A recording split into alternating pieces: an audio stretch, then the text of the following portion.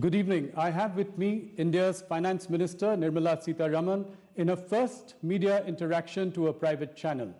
Nirmala ji, thank you so much for giving us this exclusive interview. Once again, the first to Network 18. I would like to begin my first question, and I'd like to frame it in the context of the last 3 years. In the September of 2019, you did a deep corporate tax cut, setting the agenda for growth, if I may. The same year, you delivered a growth-oriented budget. You repeated a very good growth-oriented budget even last year. This year, everyone was expecting you to deliver a populist budget ahead of the 5 states going into election. What was going on in your mind this year when you were framing this budget? Thanks for giving me this opportunity to explain a bit more about the budget. I think in the mind of the Prime Minister, there was never this doubt that this budget, drawing from certain policy prescriptions that we had laid out in the last, for an economy which is coming out of the pandemic and showing very good positive revival signs, we should unhesitatingly give more help and stimulus that is required so that the revival is sustainable and the revival is strong. And therefore, there was no doubt in our minds from the very initial stages of working on this budget that public investment in infrastructure, that is the capital expenditure for the government, should be kept up. Even last year, we had given a good solid increase in the capital expenditure of the government between 2021 and 21-22. Now this year, therefore, we wanted to continue that momentum and also take as much as it is required to help the states to also move forward with their infrastructure spending. So from the beginning, I think the clarity in the mind of the Prime Minister was growth.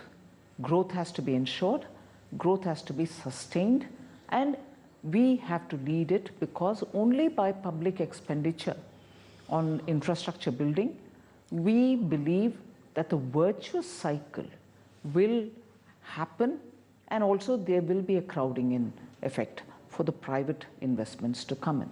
So there was never a doubt other than this. The elections were not weighing on your mind?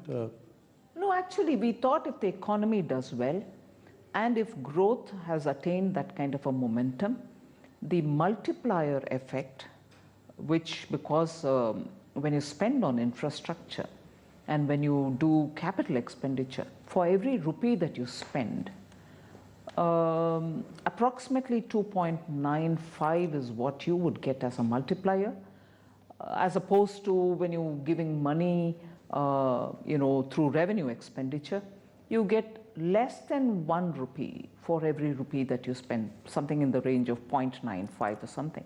And therefore, we thought it was important to have maximum multiplier effect, and that would have enough ripple in the economy, whereby the well-being of the citizens will be attended to.